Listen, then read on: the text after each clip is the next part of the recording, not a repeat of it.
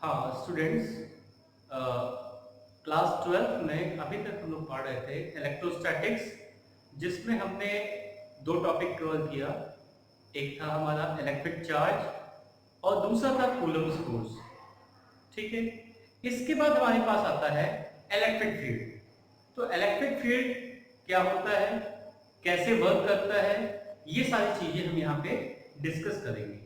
तो देखिए, हमारा जो थर्ड लेक्चर है that is related to electric field.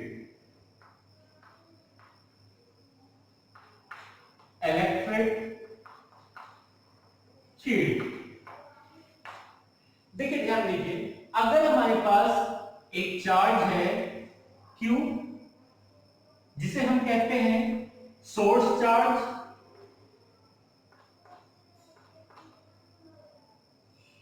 और एक हमारे पास यहां पे एक टेस्ट चार्ज है जिसे हम कहेंगे टेस्ट चार्ज,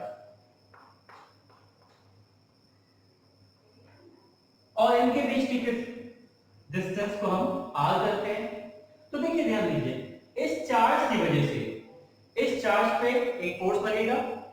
अच्छा, अगर इस चार्ज को हम यहां पे लोकेट कर दें और इसकी डिस्टेंस यहां से सेम है, तो फोर्स का मैग्नीट्यूड भी हमने देखा वही लगेगा।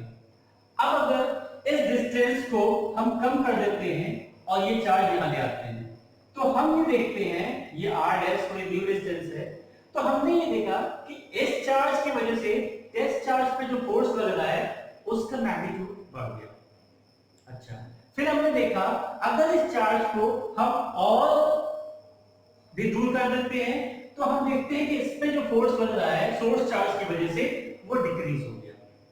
तो ये सारी चीजें हमने कूलम्ब्स लॉ से पढ़ी थी कि अगर डिस्टेंस हमारे पास होगी और डिस्टेंस को अगर हम दूर करेंगे तो फोर्स क्या होगा, force is inversely proportional to the square of distance between them. तो फोर्स डिस्टेंस के अकॉर्डिंग क्या हो रहा है, चेंज हो रहा है। जब डिस्टेंस हमारी बढ़ जा रही है तो फोर्स कम हो जा रहा है, और जब डिस्टेंस कम हो जा रही है तो फोर्स बढ़ जा रहा है। इसका मतलब देखिए, यहां पे एक बहुत इंटरेस्टिंग बात ये है कि ये जो चार्ज है हमारा सोर्स चार्ज, ये मूव नहीं कर रहा है। मूव नहीं कर रहा है इसका मतलब ये इस पे जाके फोर्स नहीं लगा रहा है, लेकिन इसकी वजह से इस पे एक फोर्स लग रहा है। तो इस बात को हम ऐसे समझते हैं कि ये जो चार्ज है, इस चार्ज के चारों तरफ एक फील्ड क्रिएट हुई है, और वो फील्ड क्या कर रही है, इस पे इस चार्ज की वजह से फोर्स लगा रही है। इसका मतलब ये जो हमारे चार्जेस हैं, ये किसकी वजह से इस पे फोर्स लग रहा है, इसका जो फोर्स लग रहा है that is due to the electric field of this charge. ये बातें समझ में आ गई। तो इसका मतलब ये हो गया कि ये जो चार्ज है हमारा, जिसकी वजह से हम फोर्स निकाल रहे हैं उस पे, इसके चारों तरफ स्पेस में कोई एक ऐसी चीज है जो इस पे फोर्स लगा रही है, और उसी चीज को हम कहते हैं इलेक्ट्रिक फील्ड। तो इलेक्ट्रिक फील्ड को डिफाइन करने के लिए हम लिख सकते हैं इट इज द स्पेस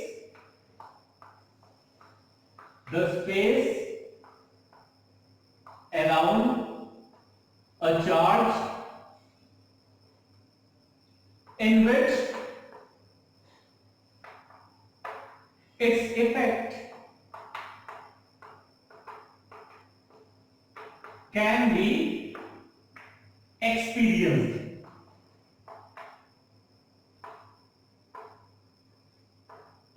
देखिए, इस सोर्स चार्ज के चारों तरफ एक फील्ड क्रिएट होगी, जिसकी वजह से अगर कोई दूसरा चार्ज आता है उसकी फील्ड में, तो उस पे ये एक फोर्स अप्लाई करेगा, and that space is known as electric field. ये हमारी इलेक्ट्रिक फील्ड हो गई। अच्छा, या इसको इस तरह से भी डिफाइन कर सकते हैं, the space around the charge in which if any other charge is there, it will experience a force, and that is because of the electric field of this charge। ये सारी बातें हमारी हो गई। अब देखिए, यहां पे एक वर्ड आता है हमारा इलेक्ट्रिक फील्ड। तो फील्ड में देखिए, इलेक्ट्रिक फील्ड, इसमें फील्ड वर्ड को बहुत ध्यान से देखिएगा। फीड वर्ड हमारा सिग्निफाई कर रहा है कि हाउ, किस तरह से कोई चीज डिस्ट्रीब्यूट है, कोई भी चीज यहां पे स्पेस में डिस्ट्रीब्यूटेड है, वेदर वो स्केलर हो या वेक्टर हो, दैट डजंट मैटर, और जिसकी वजह से किसी पे कुछ इफेक्ट हो रहा है और वो चीज डिस्टेंस के अकॉर्डिंग चेंज हो रही है। तो फील्ड का मतलब क्या हो गया, स्पेस में एक ऐसी चीज जो डिस्ट्रीब्यूटेड है, डिस्ट्रीब्यूट है, अपने आप को डिस्ट्रीब्यूट की हुई है, जिस चाहे स्केलर हो चाहे वेक्टर हो, जिसकी वजह से दूसरे पे अगर हम चार्ज अलग अलग लोकेशन पे रखते हैं तो वो वेरी करेगी, और इसी चीज को हम कहते हैं इलेक्ट्रिक फील्ड। तो इलेक्ट्रिक फील्ड में देखिए, अब इलेक्ट्रिक फील्ड जिस तरह से हमारा फोर्स, इलेक्ट्रोस्टैटिक फोर्स जो है दैट इज 1/r², ऐसे ही इलेक्ट्रिक फील्ड क्या होती है, वो भी E is proportional to 1/r²। अब देखिए यहां बहुत इंटरेस्टिंग बात आ रही है सामने, अगर डिस्टेंस हमारी बढ़ रही है तो इलेक्ट्रिक फील्ड का क्या होगा, क्या ये जीरो हो जाएगी? नहीं। तो देखिए थ्योरी और प्रिंसिपल में हम ये अज्यूम करते हैं इसके अकॉर्डिंग कि डिस्टेंस कितने भी बढ़ा दें, हम इनफाइनाइट भी कर दें, तो भी इलेक्ट्रिक फील्ड की कुछ वैल्यू रहेगी। हाँ, ये अलग बात है कि उसकी वैल्यू कम होती चली जाएगी और वो जीरो को टेंड करेगी, means that is approaching to zero, but practically और theoretically both concepts are different. Practically हम क्या देखते हैं कि इलेक्ट्रिक फील्ड हमारा जीरो हो रहा है, लेकिन थ्योरेटिकली क्या होगा, थ्योरेटिकली जब इसको देखेंगे तो जैसे जैसे हम डिस्टेंस बढ़ाएंगे, चाहे कितने भी डिस्टेंस से चले जाएं, वहां पे कुछ ना कुछ इलेक्ट्रिक फील्ड रहेगी, चाहे उसका मैग्नीट्यूड जीरो अप्रोच कर रहा हो। ये सारी चीजें हमारे यहाँ पे क्लियर हो गई। अब देखिए इलेक्ट्रिक फील्ड का हमारे पास जो एग्जांपल है, डेली लाइफ में बहुत सारे एग्जांपल्स हम देखते हैं। सबसे कॉमन एग्जांपल है उसमें मोबाइल फोन। मोबाइल फोन जब आप यूज करते हैं तो उसमें एक नेटवर्क की स्ट्रेंथ होती है, जो आप कहते हैं कि यहाँ सिग्नल कम पकड़ रहा है, यहाँ सिग्नल ज्यादा पकड़ रहा है, यहाँ सिग्नल नहीं पकड़ रहा है। तो ये जो टर्म्स आप यूज करते हैं, इसका मतलब जहां पे स्ट्रेंथ उसकी पूरी है, फुल सिग्नल वो पकड़ रहा है, वहां पे हम कहेंगे कि इलेक्ट्रिक फील्ड स्ट्रेंथ मैक्सिमम है। और जहां धीरे धीरे कम हो रहा है, इसका मतलब क्या हुआ, इलेक्ट्रिक फील्ड वहां पे धीरे धीरे कम होती चली जा रही है।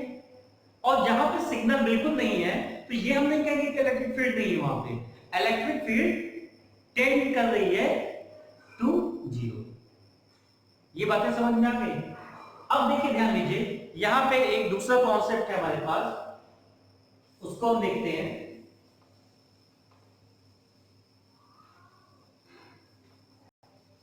हाँ, दूसरा कॉन्सेप्ट ये है कि ये हमारे पास सोर्स चार्ज है और ये एक टेस्ट चार्ज है, ठीक है।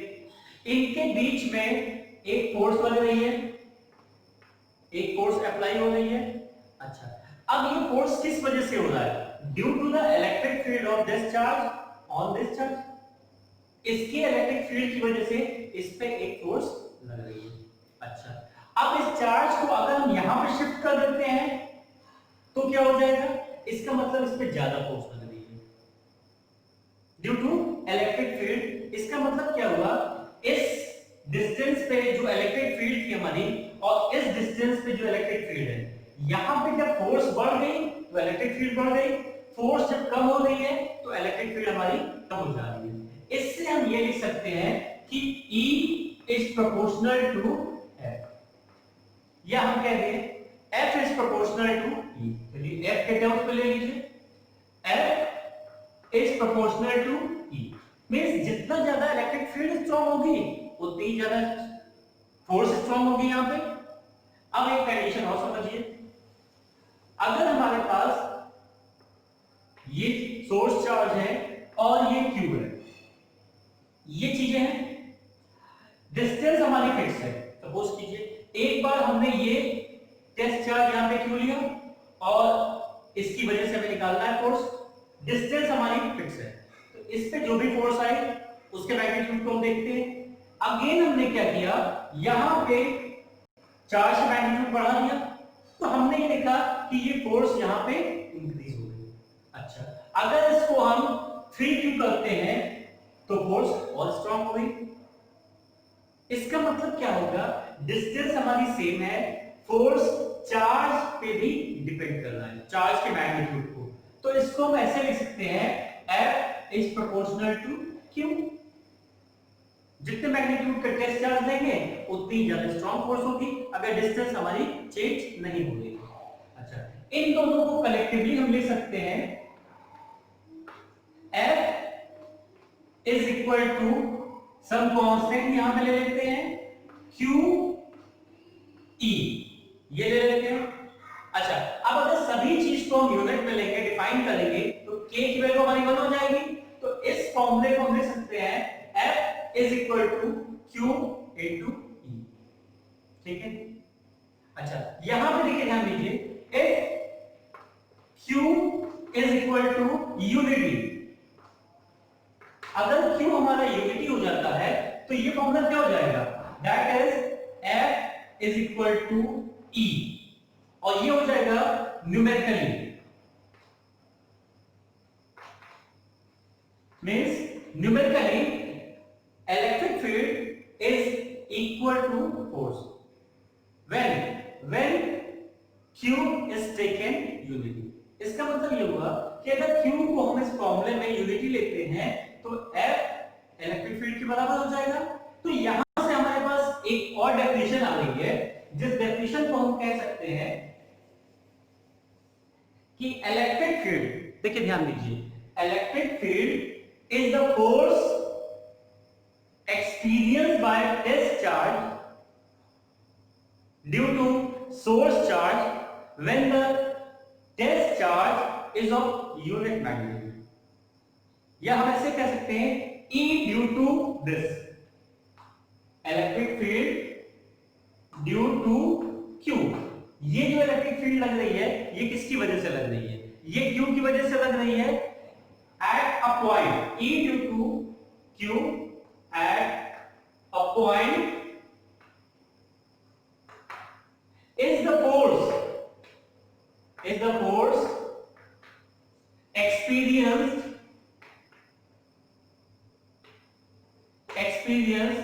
by a unit positive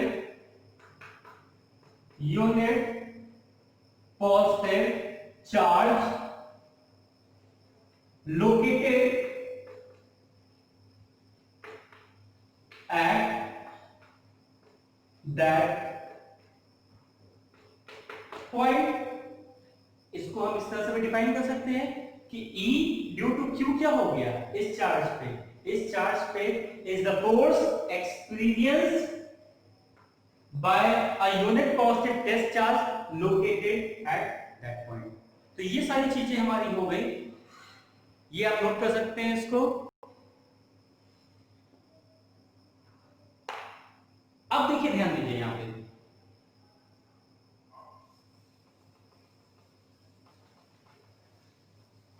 हाँ ये ध्यान दीजिए, ये जो हमारा सोर्स चार्ज है और ये क्या है, टेस्ट चार्ज। देखिए, ये जो सोर्स चार्ज है इसकी वजह से इस पे एक फोर्स लग रहा है। ओके, अब अगर इसको हम और इसके पास लाते हैं तो इस पे भी फोर्स लगेगा, और ऐसा भी हो सकता है कि ये सोर्स चार्ज हमारा मूव करेगा। ये भी कंडीशन डेवलप हो सकती है। इस कंडीशन से बचने के लिए हमने क्या किया कि ये जो हमारा टेस्ट चार्ज है, टेस्ट चार्ज, इसको इतना स्मॉल लिया कि इसकी वजह से जो इस पे फोर्स लग रही है that is also negligible. Condition समझ में आ गई, means we are taking this test charge as very small, negligibly small, so that the force exerted by this charge on this charge is negligible, और ये जो हमारा चार्ज है ये अपने ही लोकेशन पे रहे, इसकी वजह से, फोर्स की वजह से कहीं मूव न करे। तो इस कंडीशन को लिखने के लिए ये हमारा जो है टेस्ट चार्ज, तो अब इसको फॉर्मूला लिखेंगे। अभी हमने क्या लिखा, F is equal to QE, तो इलेक्ट्रिक फील्ड को डिफाइन कर सकते हैं, E is equal to limit Q tends to 0 F upon Q। ये हमारे पास एक फॉर्मूला आ गया जिसमें ये जो टेस्ट चार्ज है ये इतना स्मॉल है, नेग्लिजिबली स्मॉल, कि इसकी वजह से जो फोर्स बन रही है उसको हम नेग्लेक्ट कर देंगे। तो ये हमारे पास फॉर्मूला हो गया। अब देखिए इस फॉर्मूले को हम एक और तरह से लिख सकते हैं। यहां से देखिए, ध्यान दीजिए, हमारे पास हो जाएगा E is equal to F upon Q। अच्छा, F क्या होता है हमारा? F होता है K Q upon R square F, और इसको जब Q से डिवाइड करेंगे तो ये Q और ये Q कैंसिल हो जाएगा।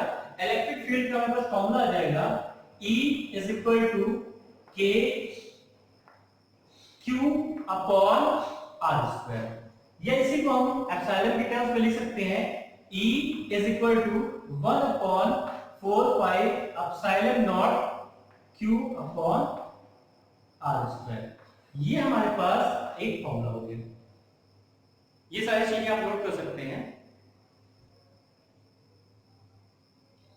अच्छा, एक चीज और है यहां पे, ये जो हमारा Q है बहुत स्मॉल है, तो इसमें हमारा क्या होता है, F is proportional to Q है, और हम इसको लिख सकते हैं F अपॉन Q का जो रेशियो है, रेशियो इज फाइनाइट। इनका रेशियो क्या होगा? फाइनाइट होगा। अगर चार्ज हमारा कम भी हो जाएगा, बहुत कम हो जाएगा, बट ये रेशियो जो हमारा दैट इज ऑलवेज फाइनाइट। तो ये सारी चीजें हो गई हमारी जो अभी हम बेसिक डिस्कस कर रहे थे। अब इसमें कुछ चीजें और आती हैं। पहली चीज ये आ रही है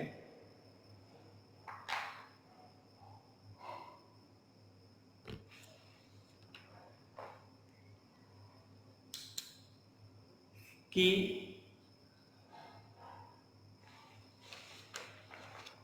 हाँ, इसमें ये बात आ रही है, फोर्स जो होता है, force varies with distance r। In same manner electric field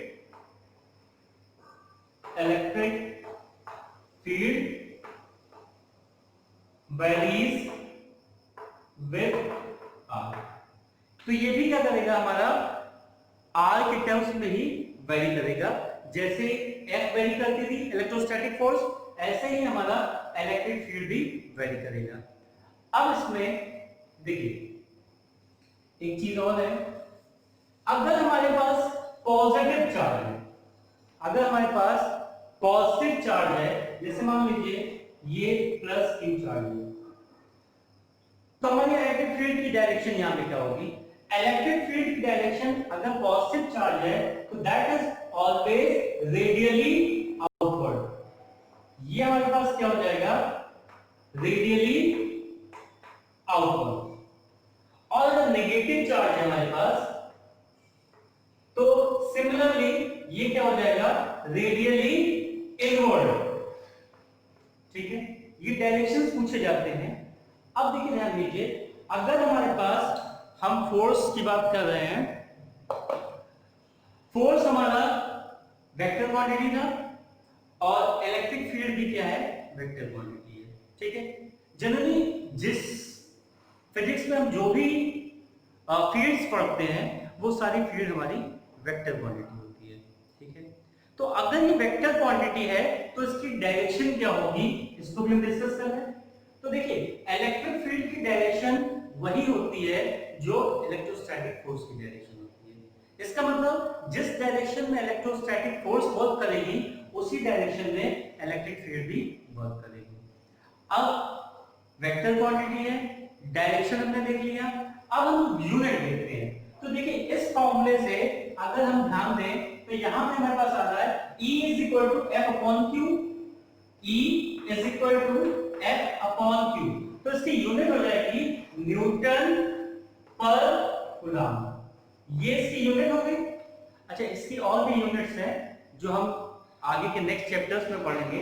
तो ये सारी चीजें हमारे पास हो गई इलेक्ट्रिक फील्ड का कॉन्सेप्ट। इलेक्ट्रिक फील्ड का फॉर्मूला कैसे कैलकुलेट करेंगे, सोर्स चार्ज क्या होता है, टेस्ट चार्ज क्या होता है, टेस्ट चार्ज की वजह से सोर्स चार्ज पे जो फोर्स लग रही है दैट इज नेग्लिजिबली स्मॉल, और वो इसलिए होती है कि ये अपनी लोकेशन से कहीं पे भी मूव न करे, वहीं पे रहे।